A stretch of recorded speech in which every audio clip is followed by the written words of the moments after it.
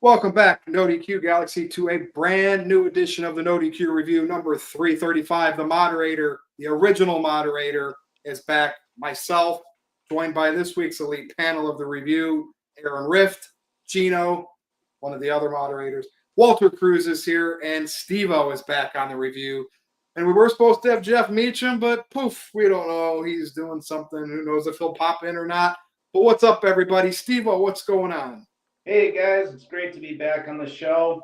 Looking to discuss some wrestling. Backlash was a decent show.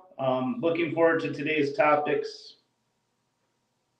Yeah, you know the routine, and we'll go through this. I would like to be done in about an hour tonight, so hopefully we only keep 5 and we're not so long-winded. I mean, it's kind of there's news in wrestling, more of it's controversial type stuff. So like, there's just nothing really super exciting to where I think we should talk about wrestling all night, but that's just me. But let's see where this conversation goes. Walter, you always like watching NXT at 8, so I'm sure you wouldn't mind this being over at 8 o'clock, right? I wouldn't mind it, but if Psycho's in the comments, then you can give that up. He ruins it too. Aaron won't say that, but I will. So we'll see if he shows up. But all right, I know you're always ready to get this thing going, so stay tuned. Gino, what's going on? I think you might be moderating next week. Looking forward to it. Already got people reaching out to me. Honored to be here as always. We have our ORM leading us into these questions, and we're looking forward to talking these topics. And I think it's just me and you back and forth for a while. Colin's going to be busy for a bit. So we're going to go 2-man rotation. And the weeks I'm not moderating, I will still be on unless I got something to do, and I'll make sure I let Gino know I can't. But I think I'll be on next week. So stay tuned, Gino. I'll be back with you shortly. Aaron, what's up?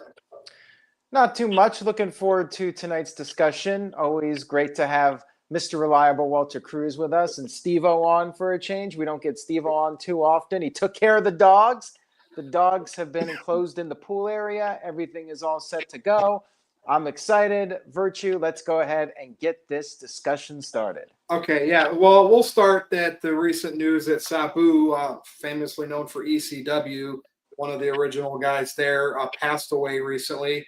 And about a month ago, he did some form of retirement match in GCW. And it's crazy how these wrestlers will, no matter their condition, as they age, they'll still try to get that one last show in. And there's some controversy around it, certain things that he might have took and to get him through the match. It is what it is. At the end of the day, wrestlers have always done what they wanted to do, whether, painkillers or marijuana, and there's just no judgment, right? When it's your time to go, it's your time to go, and it sucks. He had a legendary career, again, most famously for ECW and all the crazy stuff, how Joey Styles would always describe him. So let's just go around the horn. Anytime a wrestler passes, I don't know if you had any memories of them. I mean, it takes us back to a certain time, usually on these older wrestlers, back to a time where people weren't as upset if you liked all the promotions or preferred one promotion over the other. You just kind of knew it was all wrestling and you talked about it. But today, we can't do that. Somebody's going to get mad. But Steve-O, Sabu, he was one of the ECW guys, right? That's really what I remember him for, and the crazy stuff he did with tables and chairs. Definitely very sad news about Sabu. He, starting off when I was discovered ECW, I remember seeing a clip from, I think it was Born to Be Wired, with him and Terry Funk going at it in a barbed wire barbed wire ring match. I was like, what the hell is going on? I just got kind of back into wrestling at that time. I was in middle school, but I was just used to WWF having all those cartoony gimmicks like the Duke the Dumpster Drosy and Doink the Clown and things like that. And I see all this blood and violence. I'm like, this is crazy. This is cool. But yeah, no, Sabu was great. I enjoyed his rivalry with Taz back in the day in ECW. He got to work a little bit in TNA for a bit. And funny story, I actually met him in a hotel in 2005. I was in college at the time and doing an accounting conference thing. And I saw a lady from the hall shout, "Sabu, get over here." And then I was like his wife, and I was like, oh my God, it's Sabu. So got to meet him. Very nice guy. Unfortunately, during the time that was before smartphones, and my digital camera was out of memory, so I only got an autograph from him. But he was a really cool guy. He said, hey, who did you take on today? Because I realized, oh, this is where TNA is being filmed at. He's like, what's that guy's name? Oh yeah, that fat ass Abyss. So I guess they had a match that night. I don't remember what pay-per-view it was, but I thought, oh man, I would have loved to see that. But yeah, unfortunately, his WWE run was, not too special. I guess that match with the ECW originals versus the New Breed was pretty good with him on their side. But just all the crazy stuff he did was very cool. He's definitely a defining moment of ECW, and he will be missed. So my condolences to Sabu.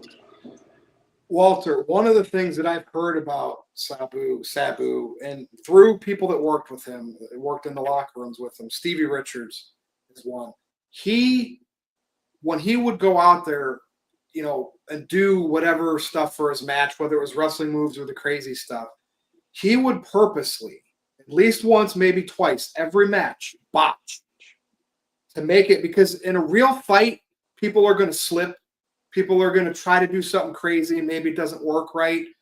And you're not going to try to make it look perfect for those dirt sheet marks who want 5 stars.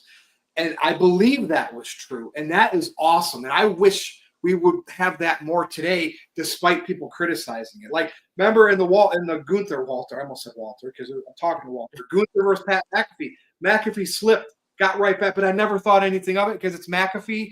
He doesn't wrestle all the time. And I was like, that's totally fine that happened. It kind of reminded me of Sabu. That was just something I heard that I enjoyed knowing that was something he went out there to do, to throw people off. Like, didn't want 5-star matches. He wanted people to think it was real and you could mess up. Walter, any memories here? Yeah.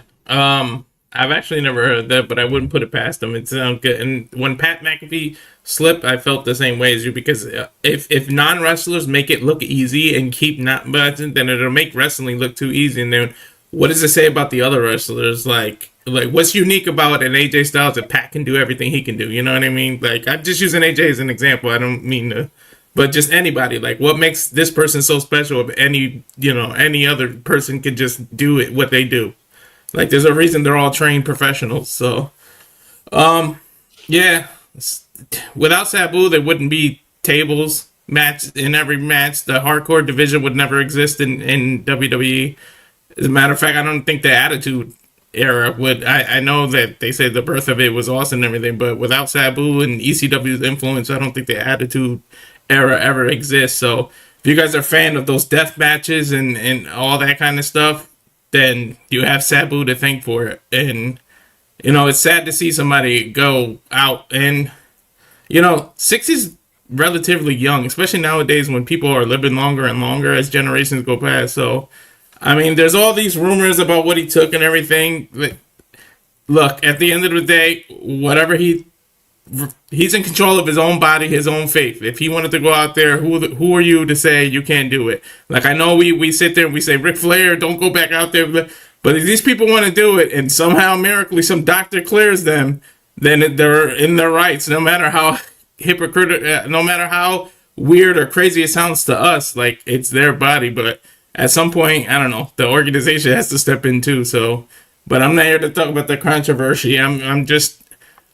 Sabu's a legend and he'll be missed. Like, I actually feel bad about all the other original ECWs. I know RVD's got to be heartbroken. Taz, all these people that like grew up around him. Sandman, Taz put a post and he was crying and everything. He's like, you can see him break down. And I think he told the story of how Sabu was his first match. Like, and he was supposed to dominate him. It was supposed to be a squash, and he let Taz look good, and that's what continued Taz's career. So, like, I mean, to hear stories like that, he's a legend, and he'll be missed.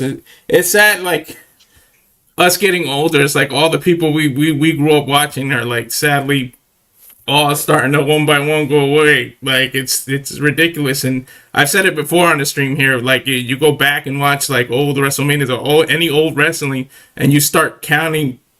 I think you got to get to WrestleMania, like, in the 30s before everybody who was on the card is still alive.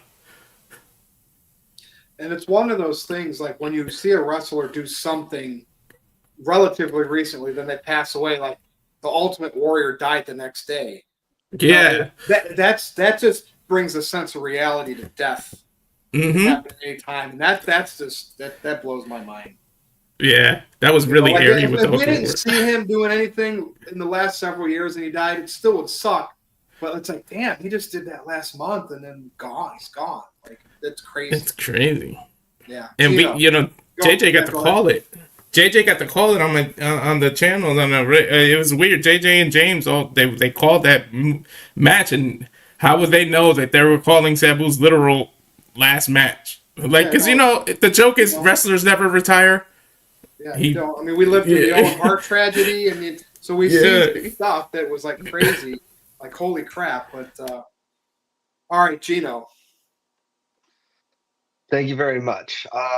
So, as I believe the youngest member of today's panel, I was 14 when he kind of was transitioning to WWE. I didn't really watch the ECW product until it became part of WWE. I know that's not when it was good and all of those things. Sabu, his real name, Terrence Brunk, he kind of died on his field. Right. Apparently he was knocked out during the match to the point where he was like not supposed to continue. And then Sandman's music woke him up. I just remember when they had acquired ECW that to me, he was the coolest of that hardcore group. I wasn't big into somebody smoking cigarettes, smashing beer cans on his head, maybe because I couldn't smash my soda cans on my head.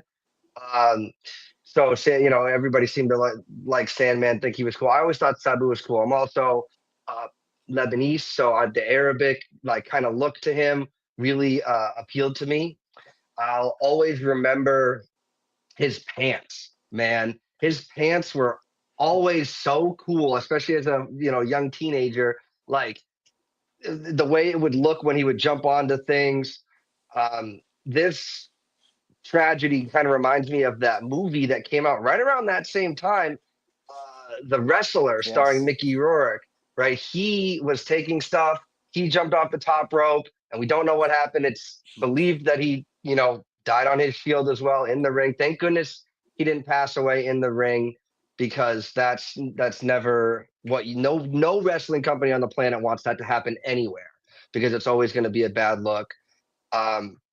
The match and the moment that really has always kind of played in my head anytime I see his name mentioned is that match with Cena when he hit the ropes, jumped onto the chair, jumped onto the ropes, and gave Cena a leg drop onto the announce table wearing awesome pants, by the way. I'm a Cena guy. Everybody knows that's no secret. So anything that he was doing, I was paying very much attention to, but it is sad. I don't have those lasting memories that I know some of you might have with him, but it is a tragedy when anybody passes, especially somebody who had an impact on so many lives. Like you said, he let Taz look good in his matches. Like, he was a true worker. He lived the gimmick, and like you said, Virtue, he tried to make it as real as possible, and you can't help but feel that through the screen. And I felt that anytime I saw him. I was like, this guy is something special, at least as a young man. So he will be missed, not necessarily so much by the people that might be my age, but definitely you guys with your stellar memories in wrestling history.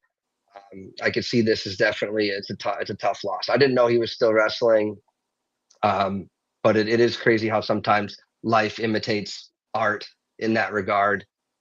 So he will be missed. Rest in peace, Terrence. All right, thank you. Over to Aaron now. I was going to mention The Wrestler, Gino, so thank you for that. He very much reminds me of Randy the Ram. He had his fame, and then it faded, and he continued to wrestle. He continued to do the independent shows. He was broken down and beat up. A sad story, in my opinion. He should have been wealthier than he was, to the point where he wouldn't need to wrestle, and maybe he would have still done it because he was crazy like that. But I feel like the poor guy needed the money, and he kept going, and he had to had to get through. He had to find ways to heal himself and to be able to go out there and perform. I would not necessarily blame any specific company for his downfall, but I would say that it's wrestling. These companies are trying to make money, and they will exploit wrestlers. And yes, it is true. The wrestlers, they are adults. They have their own decision-making processes. But at the end of the day, I do think there's also a responsibility from the companies. And we saw it with Scott Hall. These promotions would hire Scott Hall even when he was in no condition to perform. And that's just the wrestling business. It's sad, but there are going to be promoters out there that will hire you if you have any kind of name value. And I just think it's very sad. And another guy that probably should have been in a higher profile position and been able to make more money. I remember him in the early 90s and through the mid 90s. He was on Nitro for a bit, and he even showed up on Raw in 97 and jumped off the Raw logo. I mean, he was doing a lot of crazy stunts well before it became a common thing during the Attitude Era. A very unique character. The pants were mentioned. Everything about him stood out. Like, nobody else was like Sabu. And I mentioned this on the Raw stream. He was truly one of a kind. RVD is one of a kind. Sabu was as well. And he'll be very much missed. And that's pretty much all I got to say. And we'll see what they say about the cause of death, if there is anything. But yeah, 60 is definitely too young. And it's sad. It's a sad story, but he definitely had a great career and a lot of memorable moments. Aaron, can you still see me? Is my camera still working? I can hear you, cannot see you. We can't see you. Well, all right. So I'll get that fixed in a second. Let me just bring up the next topic. I want to talk about the World Heavyweight title scene. Can you see? You can hear me, right? Yes. Yeah, you're just frozen on your screen, so we pulled you up full screen. Obviously, we know Logan Paul's going to challenge Jey Uso at Saturday night's main event, but Gunther already came out and he's getting a rematch against the winner. And it's like, I hate when they do this because it's like way too obvious. Is there any way they can spice? Like, I like Gunther getting a shot again and being right up there. I like him blowing through McAfee, and he's right back in that scene. So I'm fine with that. But any way they can spice this up with the Uso and Paul match coming up, like, it's just weird that they already announced this. So, Walter, I'll start with you. I don't know if you can spice it up, but they screwed my idea up. I literally thought Gunther was going to run through all the commentators like Booker T and Wade Barrett, and then they procrastinate until SummerSlam to where Goldberg finally comes out and it's like Gunther versus Goldberg after he ran through all the commentators because he's ran in amok and Adam Pearce wouldn't know what to do with Gunther. I feel like announcing it this early does give out what's going to... I mean, be honest, none of us really thought that he would lose. Jey Uso would lose Saturday, that Logan Paul would win the title. So we knew that going in that Logan Paul wasn't going to lose, but to announce this back-to-back that fast, I don't know. I could have sworn that they stopped doing immediate rematches. So what did Gunther do to get a rematch? How does him beating a commentator get him a rematch to the world title? I don't get it. Like, he should at least have to fight in a number one contenders match or something. But I mean, when you have 80% of your run has some kind of title, I guess you earned it that way. And Cena put himself in the chamber without having to earn it. But then again, he has 25 years in the game, like Gunther. So I don't know.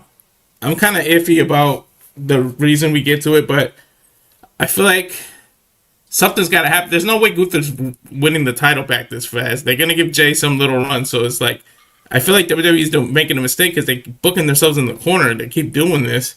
Like how they booked Jey versus Seth and Punk. I mean, Sami Zayn had to interfere. It's like, now I feel like Goldberg is somehow going to interfere or something's going to happen again.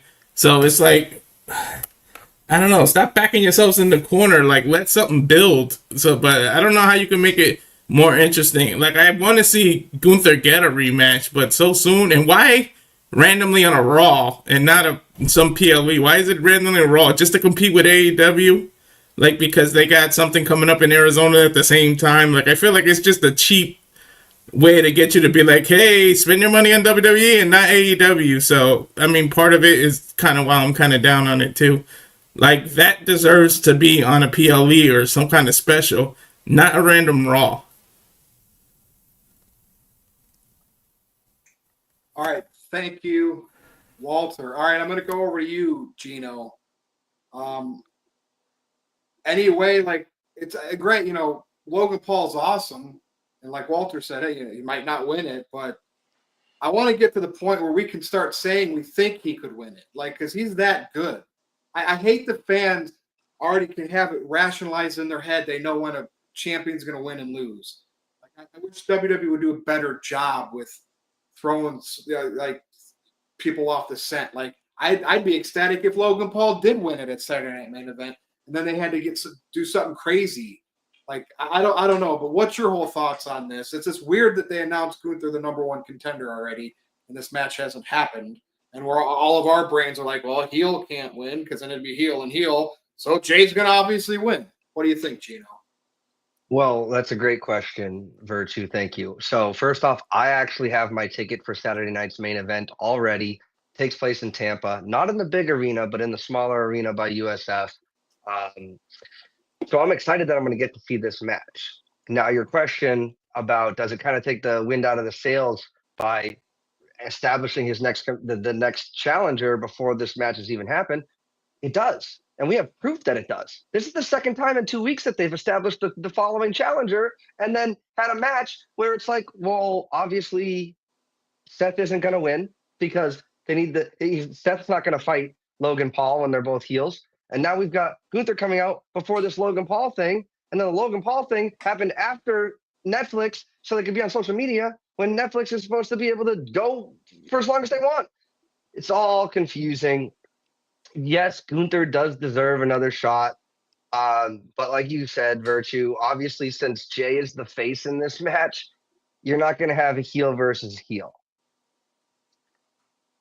And predictability isn't a bad thing. Like we all kind of predicted that Jey was going to win the title at WrestleMania, and it happened, and it wasn't like it was a bad booking decision or anything like that. The bad booking decisions are letting us know who's next before we get to this. Like can we just have our meal and eat it before the dessert menu comes out already? Like, geez. Sorry. So I think that obviously Jey is going to win. We know that, but they're going to give him Jey versus Gunther. What is it? 4th, 5th, 6th time? Who knows? And I think that's so Jey can get a pinfall victory over Gunther, but we'll get to that with the predictions another time. As far as how would we make this interesting, I would say we got to throw in a stipulation. And I think I speak for everybody at the channel when I say our favorite stipulation is a no DQ match. At least that throws a monkey wrench into this thing about can somebody come out and help Logan? Can Logan use brass knuckles and it be legal and not have to worry about getting caught? And all of these things that would make us feel that Logan has a chance to win. I agree with you 100%, Virtue. Logan is good enough and is, such to say, he's popular enough to where it wouldn't necessarily hurt the company to have him holding at least the World Heavyweight Championship, if not the WWE title. So I think there could be some controversy with the Uso and Logan Paul match to where maybe on Raw or whenever that match would be for Gunther, they could make it a triple threat. Because I don't think Gunther's just going to lose again. They're going to protect him. He's one of their top stars. He ate the pin. He put 2 people over the last 2 WrestleManias. He doesn't need to lose to Jey again. So maybe this will lead to a triple threat, and then Jey can retain by beating Logan Paul, and Gunther doesn't have to take the L. I think they should be more creative like that. Maybe that's why they're doing this. I don't want to just think it's going to be Jey beats Logan Paul, and then Jey beats Gunther, and he continues on his way until it's time for him to lose the title. That's what always happens. You can't keep doing that. You got to throw something. I remember back in the Attitude Era, Austin would win the title. He'd lose it a month or 2 later, but then he'd win it again. Like, remember the whole, like, Kane, the bloodbath match or whatever? Make people Foley in the Rock. Title would go back and forth. It's okay to do that once in a while. Mm-hmm. Like, we've had our long runs. You don't have to have everybody have super long runs or get to the next major event before they lose it. Anything else I you want to agree. add, Gino? Yeah, just to piggyback off that point, if they had established in the modern or more recent postmodern era, however you want to call it, like that, the titles could switch hands, like I would believe that, okay, well, maybe there's a chance, but there's just the precedent has just been too far set, like you said, that like, dude, they don't, people say hot potatoing. No, like any given challenger, any given Sunday, any given fight, somebody should be able to win. And yeah, that's where I'm at with that. So thank you, Like, Virtue. to me, the reality of it is if Jay's facing Logan Paul, who has won matches and lost matches, and usually when he wins, he does something to get the advantage, brass knucks, whatever it is, somebody coming out and helping him. I just can't see. They booked this now. Jay has to face Logan Paul. Then if he retains, he's going to have to face Gunther. I mean, I can't believe they'd have him win both and give both of those guys L's who, like Logan Paul, because he's not there all the time, that, he could probably take it a little bit more. But, like, I almost wonder if the plan is to take it off of Jay or have some type of Saturday night main event type swerve, like when the whole Andre and Hogan thing and the belt became vacant. You never know what they're going to do. Steve-O, what would you like to chime in? So yeah, that triple threat suggestion is actually a really solid idea you got there, Virtue. But yeah, like this is kind of out of nowhere. Like, I guess maybe just not enough eventful stuff was happening on Raw yesterday, so maybe they thought, okay, let's spice it up a little bit by just acknowledging that Gunther is going to be the number one contender for the match after Saturday night's main event. But one thing I was thinking, I was like, would they really pivot to Gunther versus Logan Paul? I think it's a little too soon for Jey Uso to drop it, in my opinion. Like, I think maybe a 3-month, 4-month title reign would be okay. I would have said drop it at Money in the Bank, but Money in the Bank's on June 7th, so that's a little too soon. Just my opinion, though. But Gunther actually praised Logan Paul recently in an interview, saying that, he works hard in the ring, and maybe he has a different lifestyle compared to Gunther, but he said he saw no issues with him. This was like an interview he conducted.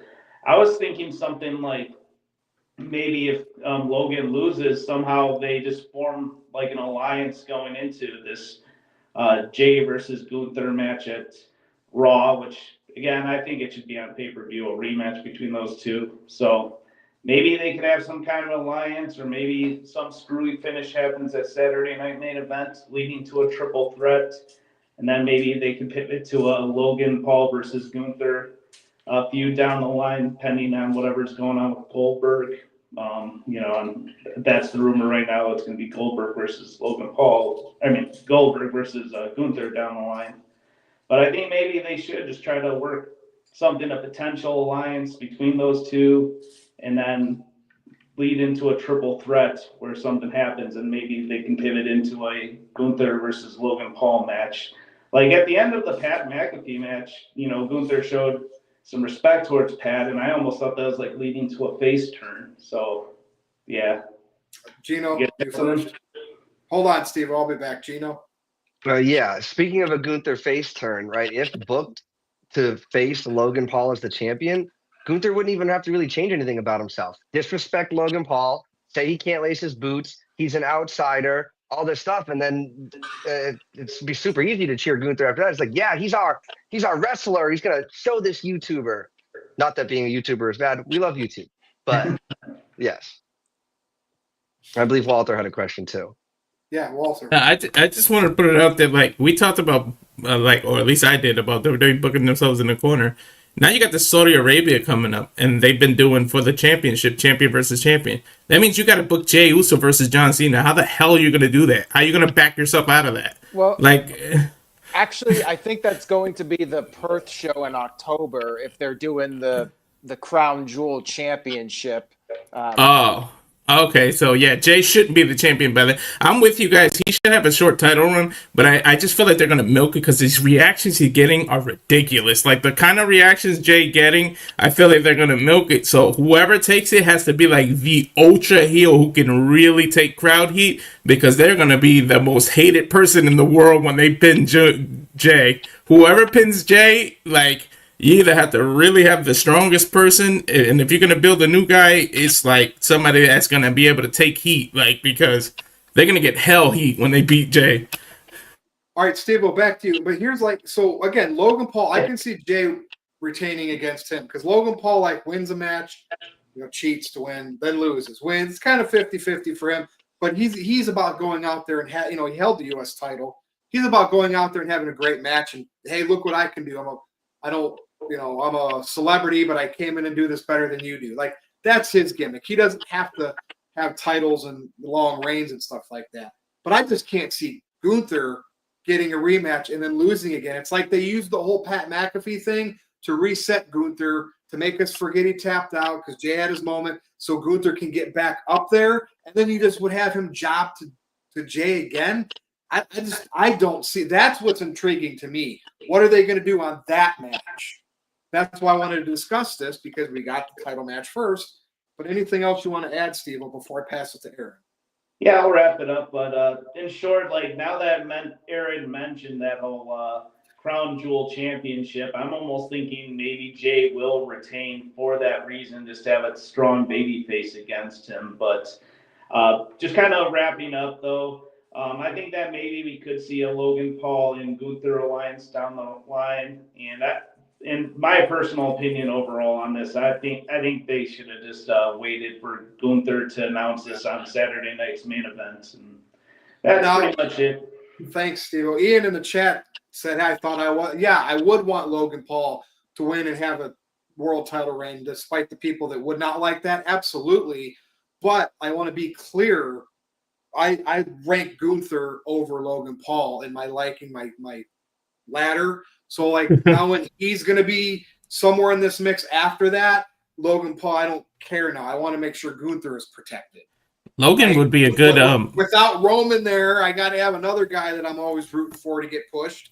It's Gunther. I've already kind of made that clear on X. So that's why, sorry, Logan Paul, but you got to take a step back when Gunther could be involved shortly after. So here we are talking about it. Logan could be a good Money in the Bank holder because I think he just fits it perfect. Because he could be a dick while he's got that briefcase and his T's cashed it. I think it'll work with him winning that. All right, Aaron. Yeah, going off of what Walter said, he could become the Money in the Bank winner and do his show with the Money in the Bank briefcase, just like when he was going around with the U.S. title.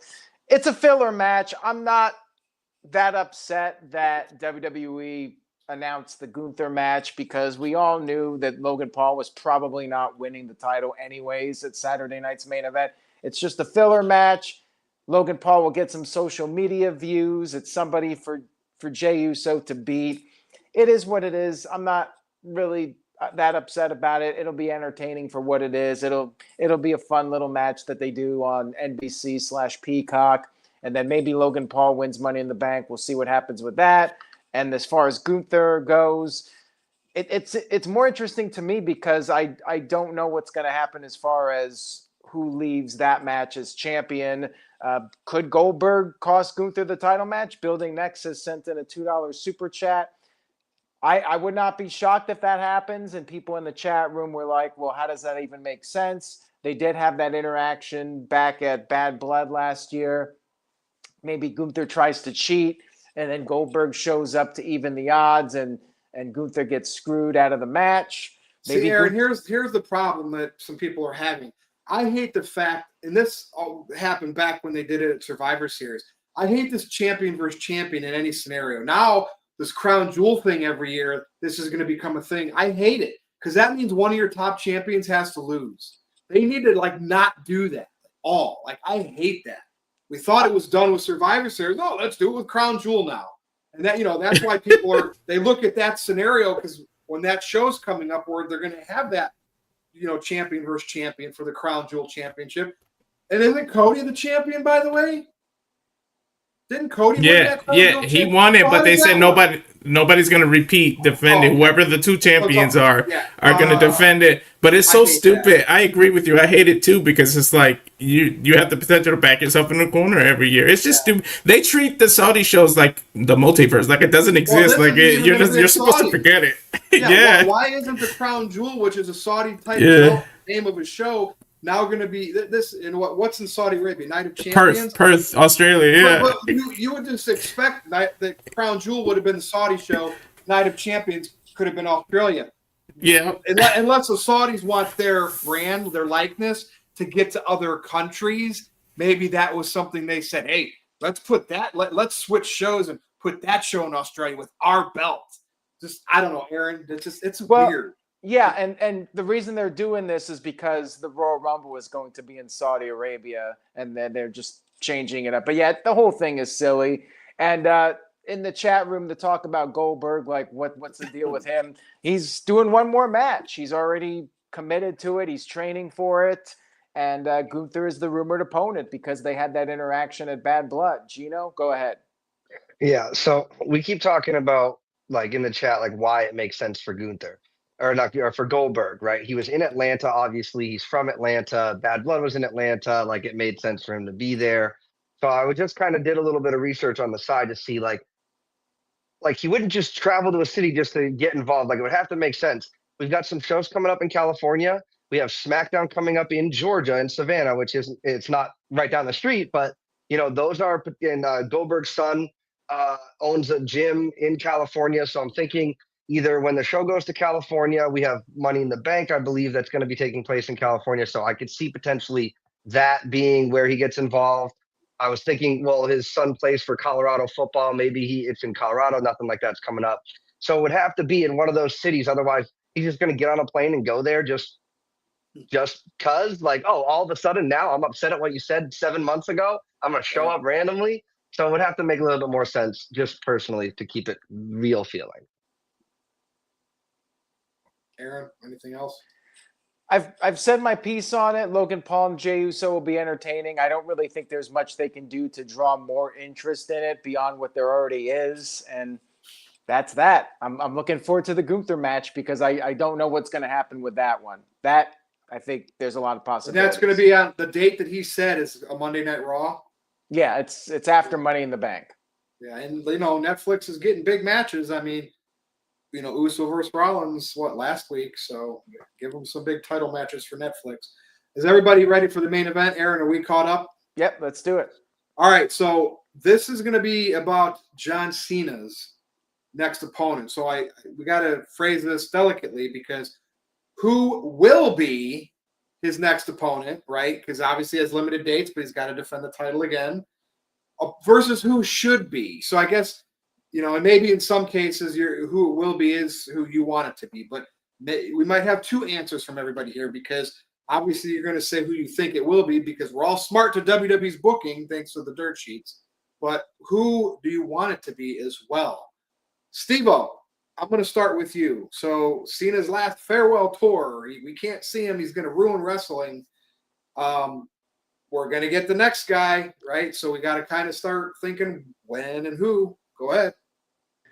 All right, so I don't think that it's going to be a pay-per-view match or anything, but I think that Cena and R-Truth are going to have some kind of a match just because of this whole storyline and him being attacked at the press conference by Cena. So one way or another, we'll get something with Cena and R-Truth. Probably just a squash match on SmackDown, but maybe it'll be at Saturday night's main event. I was actually looking at all the opponents that he could have had, like after the pay-per-view on Saturday. One opponent I thought is likely if they're just like keeping it to the SmackDown brand. I think maybe LA Knight would be a contender. I think that would be a good back and forth of essentially like Cena can say, I'm a Hollywood star, you're a pretend Hollywood star, something like that. I think they could have some good promos together. So that's going to be my guess on who the next pay-per-view opponent will be.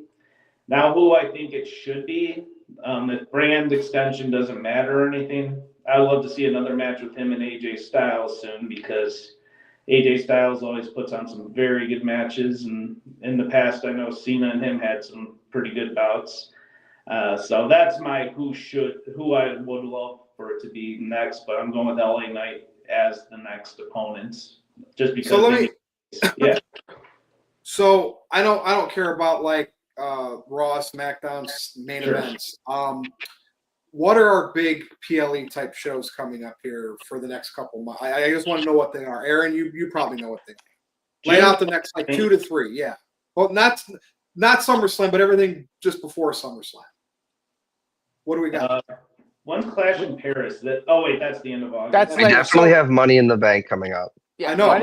This is getting to my point. So what do we got, Aaron? Money in the Bank, and then we have Night of Champions at the end of June, and then we have SummerSlam August 2nd, August 3rd, I think. So, damn, Money in the Bank's the next one then.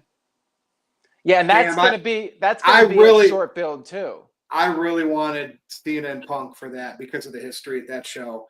And with Punk so involved with Rollins and tag matches, I was really hoping there'd be other ones where they could get business done, and there would be a chance for Punk and Cena. But I guess I hope that would be SummerSlam. I mean, that's the thing. They're not on the same show, and I really want Punk and Cena. So when you say guys like LA Knight, that's another thing I hate. That, you got to think of who's on what shows to get the right challengers. Like, no. Like, all right, so Steve-O. Walter, I'll go over to you next on this one. I don't think that they have to worry about who's on what show for Cena. Because remember, Cena's whole thing is to ruin wrestling. So who gives a damn what brand who he defends the title against if he's going to ruin wrestling? I think the next one is going to be R-Truth for Saturday Night Main Event. And it's going to be a squash match. Or maybe stupid-ass Travis Scott interferes because R-Truth is a rapper too. But who I think it should be, to be honest, I think it should be Roman now. I know he's involved with Seth and everything, but if Cena's real whole thing is to ruin wrestling, you need to clean out all the big stars. You need to go against Punk. You need to go against Roman Reigns. You need to go against, not that Damian Priest is on their level, but Damian Priest. You need to go through Drew McIntyre. Cena really needs to face the creme de la creme of everybody that WWE has to offer in order to say, I ruined wrestling. I beat all your top stars. Now what are you going to say to me? I'm really walking away with this damn title. You're not going to see it. And then whoever is the Money in the Bank can be the last one to actually have to be the last line of defense before Cena can literally walk out with that title and really ruin wrestling. Like, somebody's got to stop him right at the 1 yard line to make a football reference. Walter, my feeling is if Roman gets a shot at Cena, I think that Cena would beat him this time because the last couple times they wrestled, Reigns beat him. And I think the end game for Cena's title reign, it's Cody. I just think it is. So as much as I do want Reigns and Cena again at SummerSlam, I think it would be for Cena to go over. Yeah, and it might be Cody to save R-Truth because they got a little history too. Remember, Cody and R-Truth intertwined a lot throughout their career. So maybe after he runs through R-Truth, it's Cody there to save the day and almost make you think R-Truth is going to beat him because of that. But like, it goes screwy at the last minute. But if he really, really wants to ruin wrestling, you have to beat every top star there is. And then, like I said, stop it. Somebody's got to stop him at the 1 yard line. So whoever wins the Money in the Bank, that's whoever's going to defend that 1 yard line and beat him so that he can't leave with it.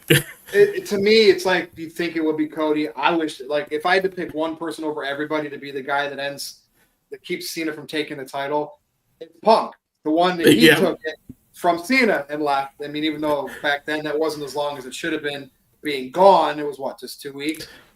To me, Punk would be the perfect end game, but Cody just seems like the most likely one. But who knows what? I want it to be someone like, I see now that Braun's involved, because what I want is Cena's whole thing when he came out with Angle, right, was ruthless aggression. So in order to make this full circle, you need somebody who's young and who shows ruthless aggression. That's why I feel like Braun would have been perfect. Can you imagine if he had the Money in the Bank and right when Cena's about to retire, it's Braun that beats him, and it's like the new young dog that showed ruthless aggression is the one who put Cena out. Like I feel like you have to, like, I get it's probably going to be Rose or somebody established, but I just want some young, hungry dog to do it. That way it's like he showed ruthless aggression and it comes full circle with Cena's career. if Vince was still around and this story was happening with Cena, I think I would put Brock Lesnar at the top. He would be the guy that would do it before Cena. Yeah. But anyway, all right, Gino, over to you. Okay. First off, I just want to say you guys all made great points. I've had this thing typed out of what I want to say, and you guys make my brain go in a bunch of different directions. Very well done. Very, very well done. First thing I wanted to address is Cena wants to ruin wrestling. So every time we see him wrestle, he's going to give us something that we don't like. At WrestleMania, he wrestled poorly. At Backlash, we could hear him. Like, I feel like he was over the top screaming the call outs in the match so that like he's trying to ruin wrestling, like subtly, but not subtly. As far as who his next opponent's going to be, it needs to be a top babyface, right? You guys have mentioned them already. We've got LA Knight, which is a great choice. You know, he's obviously not going to win that match, but that would be somebody that Cena is not going to get cheered over him. You've got AJ Styles. He beats up John Cena. That's what he does. He beats up John Cena. And when he was doing that back in the day, that was just so entertaining. What am I gonna do? I'm gonna beat up John Cena when he was with it was so great. I want to hear him say that at least one more time. But having said that, Virtue, you already alluded to this. CM Punk. The history that they have at Money in the Bank, specifically, the infamous blowing Vince a kiss with the title leaving, it just feels poetic, even though it would be even more poetic, arguably, to have him take the title and keep it with WWE from Cena running away with it. But you're right, it does feel like the end game is Cody. Money in the Bank is probably where this match is going to happen. So that makes sense. Now, I feel like they did that angle with R-Truth. Does R-Truth all of a sudden deserve a title shot? No. But would I love to see it? Just so Cena can brutalize him and he can be like, you're my childhood hero, like doing all this stuff in the ring, like could be great. Could be really entertaining, and that's what we're always here to do, is to be entertained. Did R-Truth and Cena headline a pay-per-view back in the day? Like Capital Punishment. Yeah. Okay. And was R-Truth the challenger for John Cena? Yes, he was a heel at the time. I knew I was having deja vu with that. Yeah. So I do remember Truth and Miz versus The Rock and Cena. I think it was at what is it, Survivor Series or one of those end of the year pay-per-views leading into Rock versus Cena. But I do remember Punk posted a picture of the ending of Backlash when it said, and with the subtitles on, Cena retains, and he said, and his own, edited to the video is for now, right? Now that could be, because he's going to get the next title shot, or he's going to eventually be the one to take it off of him. But like you said, he's kind of tied up in this whole Sami Zayn, Jey Uso, Seth Rollins, Braun Breaker thing. So that leads me to believe that something's going to happen at Saturday night's main event, whether it's a Sami unless turn they on can bring Punk. Roman back, and Roman can take the place of Punk with Sami in that feud, and then Punk can move on to Cena or something else. That would be nice, but they kind of have to kill time because Reigns isn't back until whenever. That Right. could be a possibility, because remember, Reigns still has beef with Rollins and Breaker and all that from what happened too. I mean, if we're trying to reason a way to get Punk and Cena and Money in the Bank, that's what, you can move some pieces around. Yeah. But the thing is, whether it's Roman Reigns or whether it's CM Punk, Money in the Bank doesn't feel like the place to do that. So if you're going to do it at Money in the Bank, it has to have some like, oh, this was the event that Punk took the title from Cena, whatever. Yeah. Because it should be at SummerSlam. 2-night SummerSlam, and you got to have Cena fighting the top babyface at that time. Well, Cody sell could be tonight. that. That's where I feel Cody's going to be back Yeah. in time to be that big match with Cena. Okay. All right. So if that's the date for them, then yes, we do have to get Punk at Money in the Bank for sure. But so having said that, I think it should be Punk because he's more credible than R-Truth. I want it to be R-Truth. It needs to be somebody that you want to see win. They'd be like, Punk could win, Reigns could win, Yep. Cody could win. It can't be anybody else. Like anybody else is a filler match. Should happen on like a main event or SmackDown or Raw. Anything else at a PLE, Cena needs. I mean, Orton right in St. Louis, we let that one slide. We knew Cena wasn't going to lose it that soon, but it was Orton. It made sense. Orton's a legend. That's what we need for Cena's next title defense. Gino, anything else? Absolutely agree. That'll be it. Aaron's going to set the record straight because he knows all the, what Meltzer reports and what all the dirt sheets report in the know and the saps. So go ahead, Aaron. You're going to set it straight for Cena's path the rest of this summer. Here's the thing. Nobody really knows right now. But then, of course, after everything happens, all of a sudden the reports will come out. Yeah, they had this plan for months. Yeah, they had this plan for months. That's usually how it goes. They always know after the fact. But anyways, Building Nexus sent it a $2 super chat. Thank you, Building Nexus. Says, how much longer can John Cena be an effective heel? Well, I think if he's going up against Roman Reigns, CM Punk, and Cody Rhodes, he'll be an effective heel, especially against Reigns and Punk. With Cody, we kind of sensed that fans were maybe split with that one. But I think with CM Punk, the fans would firmly be behind Punk in that match. And probably with Roman, too, as over as Roman has been as the original tribal chief. So I think Cena will be an effective heel when he's in there with those three guys. And like Virtue said, those are really the three key matches at this point. My initial thought was SummerSlam was going to be John Cena versus Cody Rhodes. However, as we talked about, Roman Reigns, he's going to be coming for Seth Rollins, and that will probably be a SummerSlam match. So you could do Cody Rhodes versus Roman Reigns at SummerSlam, but what about CM Punk? Where does CM Punk fit into this? CM Punk is currently dealing with Seth Rollins, but like Virtue said, we could possibly have them change things up with the storyline and move some pieces around. I could see somebody coming out there to help R-Truth at Saturday night's main event. One of those three guys. Those are the three key matches. I'd love for CM Punk. Maybe CM Punk and Sami Zayn just win at Saturday night's main event. Oh, wait. You want to say something, Walter? Go ahead. If you can figure out. I was saying no to Sami because I'll give my prediction. I think Sami's going heel and turning on that. That's why the whole tag team is set up like that. Like yeah.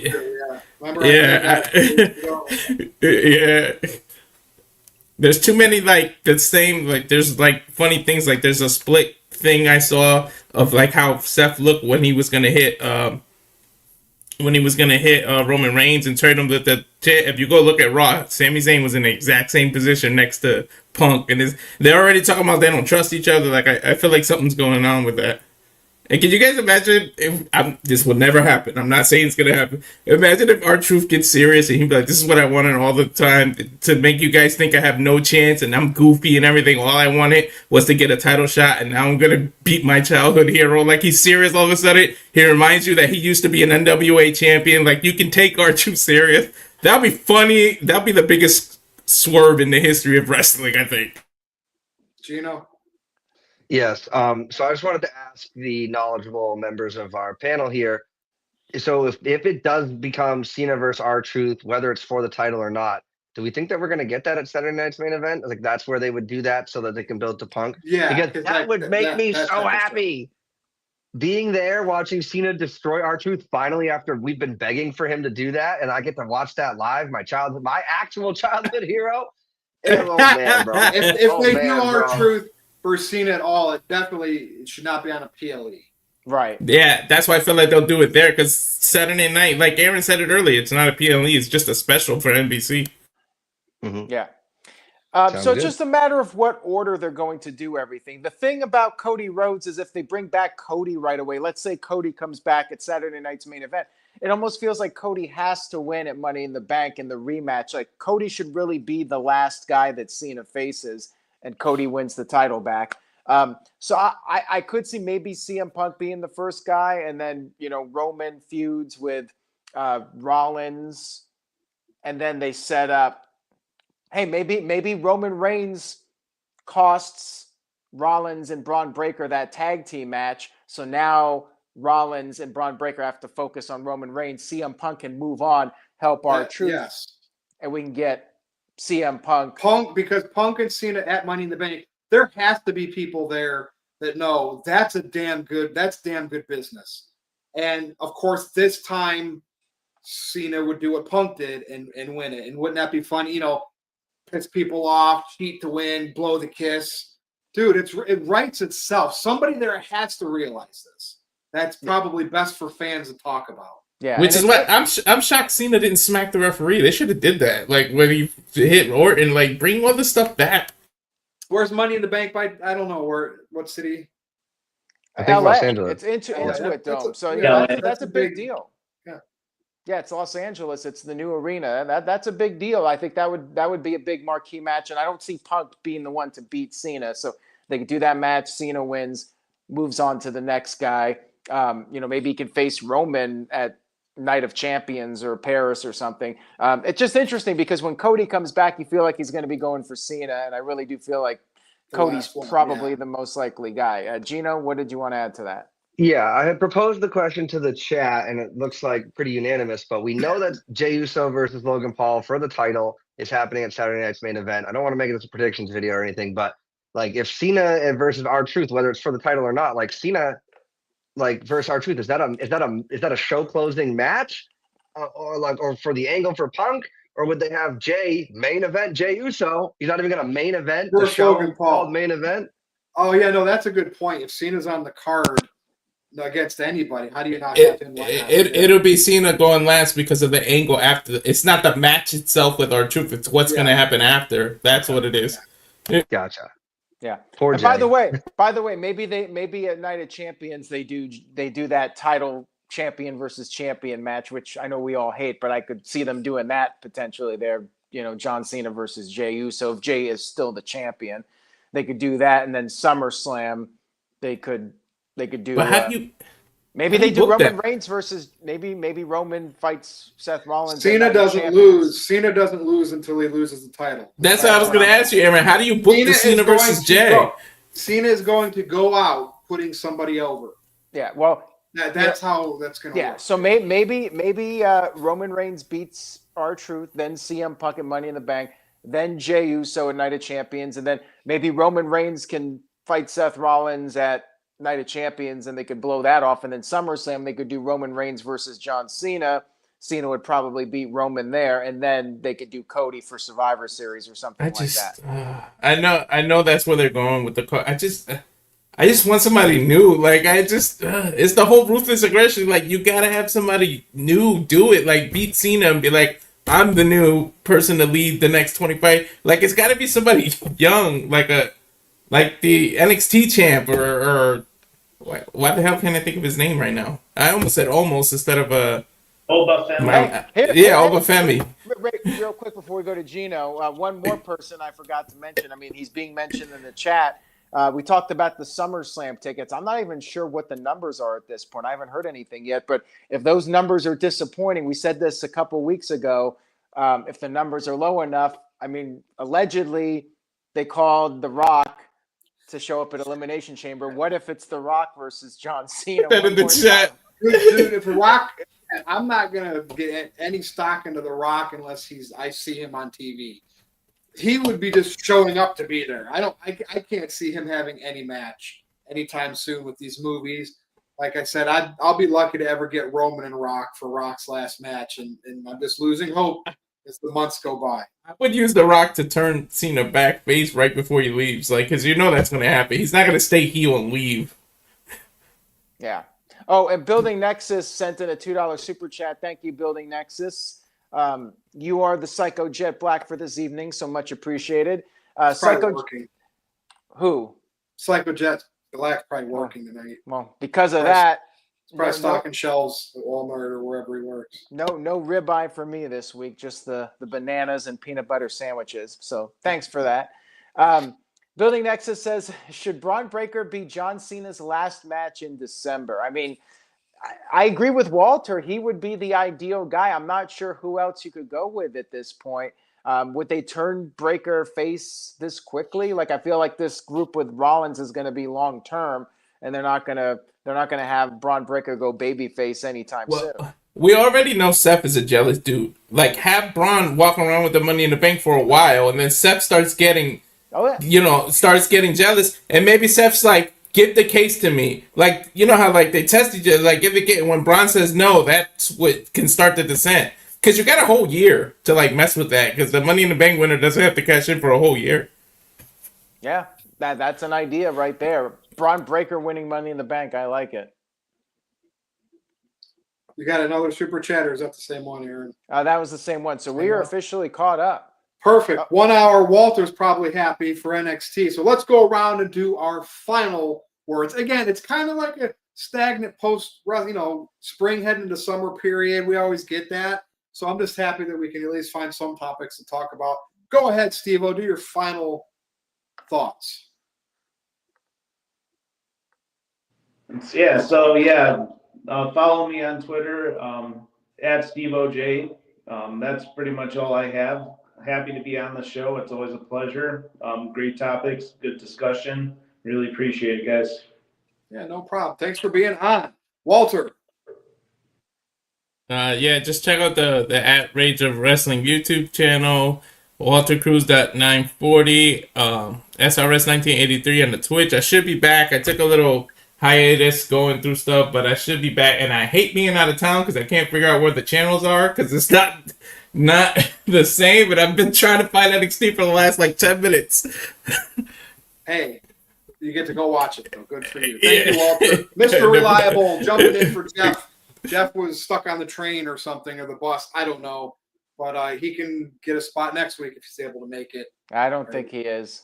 Get a hold of Gino. You'll see his Facebook post when this is done. Okay. Go ahead, Gino. Yes, thank you so much, Steve-O. Pleasure to be on with you. Nice to meet you guys, everybody. Walter, Virtue, Aaron, thank you so much. We love the community here. My spot is up here, so let me talk to that real quick. I've got my wrestling podcast airing on Wednesdays at 8 o'clock because there's nothing going on wrestling-wise at that time on Wednesday. So you can catch me there. Everything on YouTube, just search Papagino 0017. Playing subscriber games with up to 8 people on Rocket League Live. We've got that playing through some RoboCop Rogue City. That's that screenshot you see there. If you want to hear my thoughts on the new Marvel movie, just go to my channel. Throw a subscribe. It means the absolute world to me. I'm on the road to 600, so I would appreciate it a lot.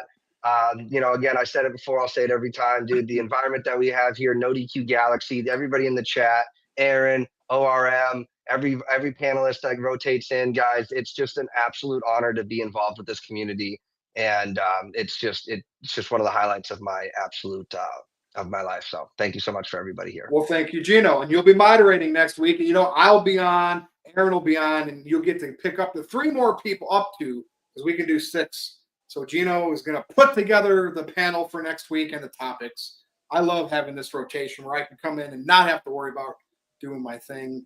Even if it's every other week, that's fine. So thank you for I'm glad this whole thing happened, for this whole thing about banning me for a month or 6 weeks. And now we got a nice little rotation. I was always on the lookout for him. And Colin, thanks to him, too. He'll be back doing this when he's available, too. So, okay, Aaron. All right, the This Guy Experience chimed in with a $2 super chat, so thank you. This guy says, what's the best PLE to turn Cena face again? I mean, it could be the Saturday night's main event in Boston, his last show. I would like Survivor Series. I would like to see it happen at a major event like Survivor Series, and then he could have his final match as a babyface in Boston where he's going to be cheered anyways. Go ahead, Gino. Yeah, Boston, post SummerSlam.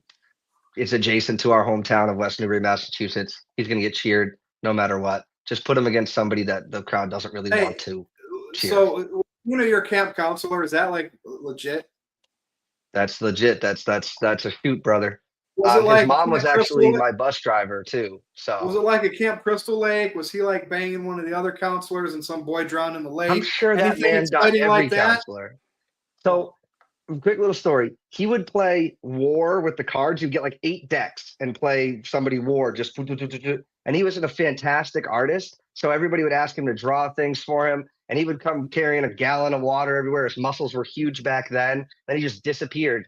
Fast forward a year or 2 later, my dad's like, dude, that's your camp counselor. He's coming out to fight Kurt Angle. And the rest is history. Small world. All right, Aaron, back. Dude, channel 816. Damn.